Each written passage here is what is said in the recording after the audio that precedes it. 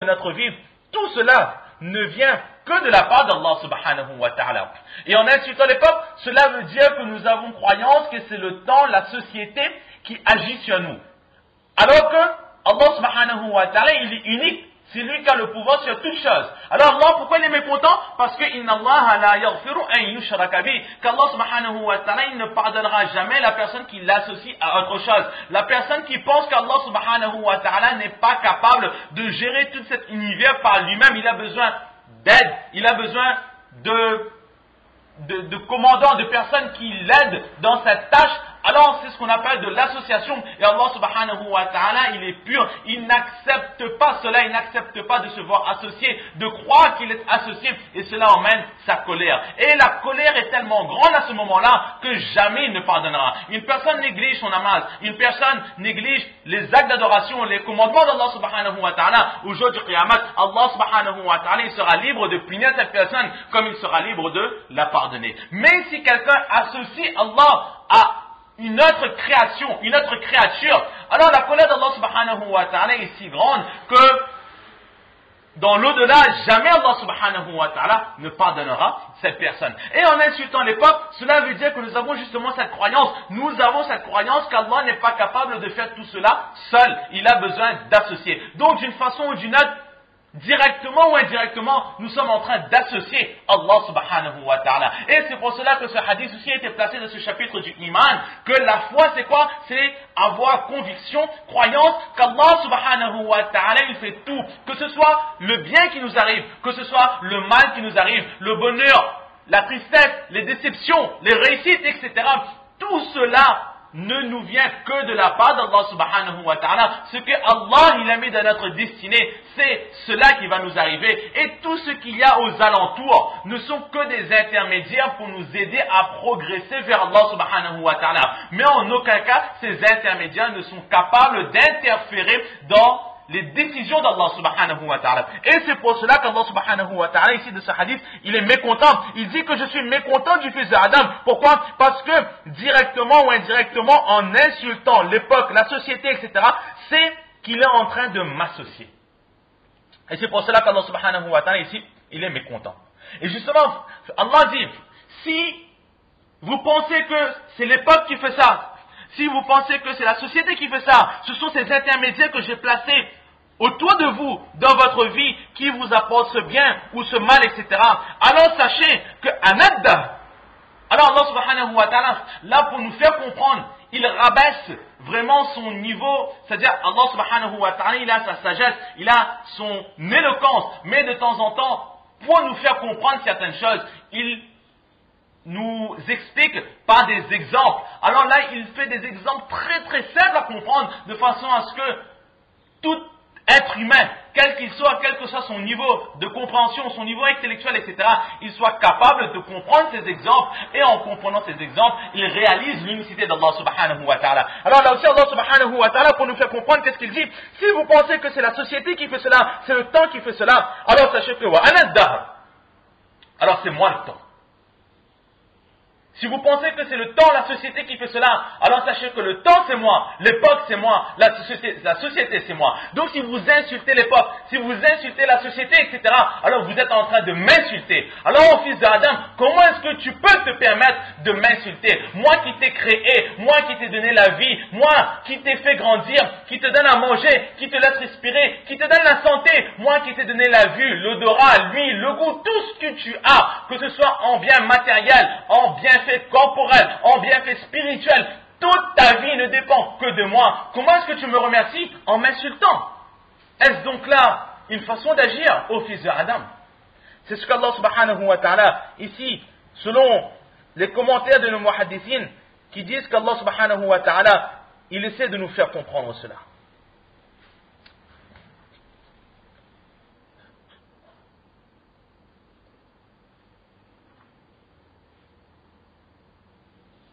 Ou encore, ici Allah subhanahu wa ta'ala, qu'est-ce qu'il dit?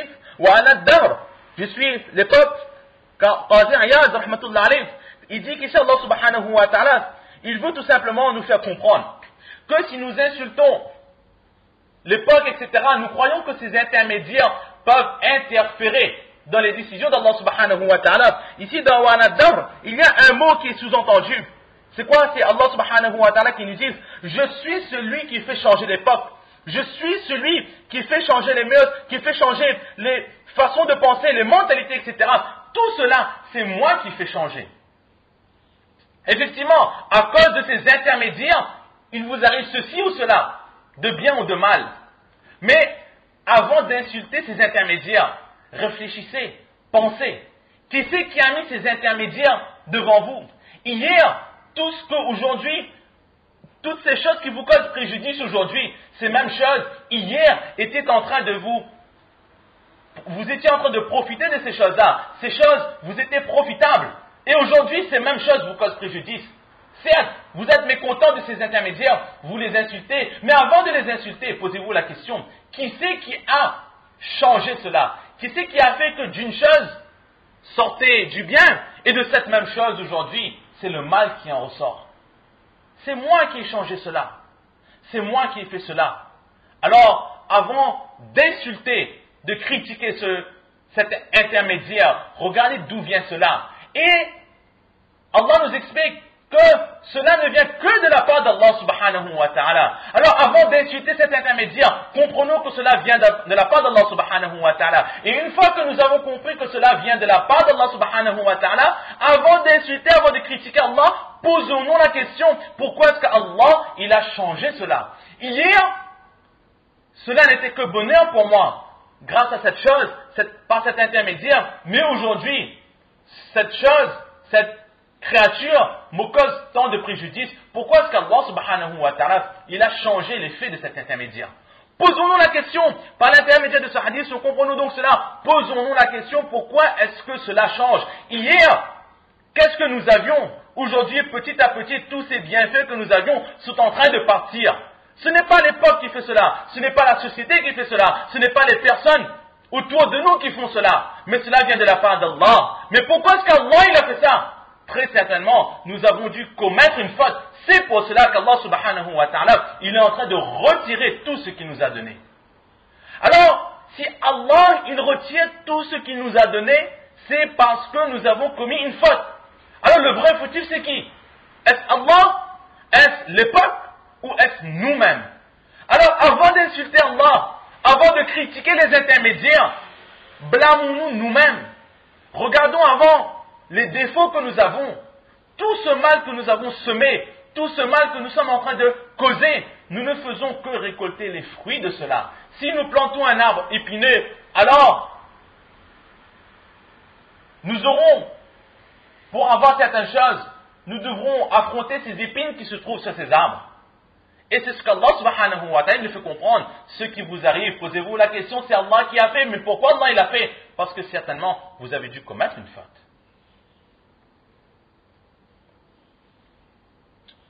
Ensuite, ici dans ce hadith, un autre point qui est mentionné par les muhaddithin, c'est que Allah subhanahu wa ta'ala il a dit: Ana ad-dahr, je suis l'époque. Nous savons tous qu'Allah subhanahu wa ta'ala il a énormément de noms. Selon certaines narrations, Allah subhanahu wa ta'ala, le prophète sallallahu alayhi wa sallam, il dit qu'Allah subhanahu wa ta'ala il a 99 noms. Que nous connaissons tous dans le Coran, il y a Wallahu alladhi la ilaha illahu, alimul ghaybi wa shahada, ar-rahman ar-rahim, al-khaliq, etc., etc., tout ce qu'il y a dans le Coran, etc., et même dans les hadiths où le prophète sallallahu alayhi wa sallam, il mentionne toutes ces qualités d'Allah subhanahu wa ta'ala, tous ces noms, al-sami', al-basir, etc., etc. Alors, ici aussi dans ce hadith, au-dessus, Allah subhanahu wa ta'ala, il dit Anad-dahr. Ce que nous voyons, c'est que dans le Coran, ou dans les hadiths où sont mentionnés où le prophète sallallahu alayhi wa sallam nous enseigne les noms d'Allah subhanahu wa ta'ala, le mot dar n'est pas mentionné. Alors la question est-ce que ad-dar fait partie des noms d'Allah subhanahu wa ta'ala ou pas? Car ici dans ce hadith, Allah dit lui-même: je suis l'époque. Donc Allah se qualifie, Allah s'approprie cette qualité, ce nom de ad-dar. Alors est-ce que cela fait partie des noms d'Allah subhanahu wa ta'ala ou pas? Certaines personnes sont d'avis, certaines personnes sont parties sur cette opinion que Ad-Dahr pourrait faire partie du nom d'Allah subhanahu wa ta'ala. Mais Allama Khattabi rahmatullah alayh, il a réfuté cette opinion. Il a dit que Ad-Dahr ne peut être le nom d'Allah subhanahu wa ta'ala. Pourquoi? Parce que le nom d'Allah, Allah ce n'est pas un être comme une autre qu'on peut interpeller par n'importe quel nom, que du jour au lendemain on peut changer son surnom, on peut le qualifier de quelque chose, et demain on change ce qualificatif, on donne un qualificatif, comme de temps en temps on a des amis, où aujourd'hui on a l'habitude de les interpeller par un petit nom, et demain, suite à un événement, suite à quelque chose de triste ou quelque chose de marrant, on va changer ce petit nom, et on va le donner à notre surnom. Mais Allah subhanahu wa ta'ala, il n'est pas ainsi. Les noms d'Allah subhanahu wa ta'ala par lesquels on peut l'interpeller, ce sera ces noms qu'Allah subhanahu wa ta'ala se sera attribué lui-même, que ce soit dans le Coran ou que le prophète sallallahu alayhi wa sallam, il nous l'aura enseigné lui-même, que ces mots sont les noms d'Allah subhanahu wa ta'ala. C'est ce qu'on appelle tawqifiyya, qui nous sont enseignés par Allah subhanahu wa ta'ala et par le saint prophète sallallahu alayhi wa sallam. Or, il n'y a pas de récit dans lequel le prophète sallallahu alayhi wa sallam nous dit clairement que Ad-Dahr fait partie des noms d'Allah subhanahu wa ta'ala. Au contraire de les récits où le prophète sallallahu alayhi wa sallam nous dit que Allah subhanahu wa ta'ala il a 99 noms. Parmi ces 99 noms, nous ne voyons pas ce mot Ad-Dahr. C'est pour ça que Imam Allama Khattabi rahmatullah alayh, il est d'avis que Ad-Dahr ne peut faire partie des noms d'Allah subhanahu wa ta'ala. Ensuite, dans ce hadith, nous voyons que Allah subhanahu wa ta'ala, il contredit trois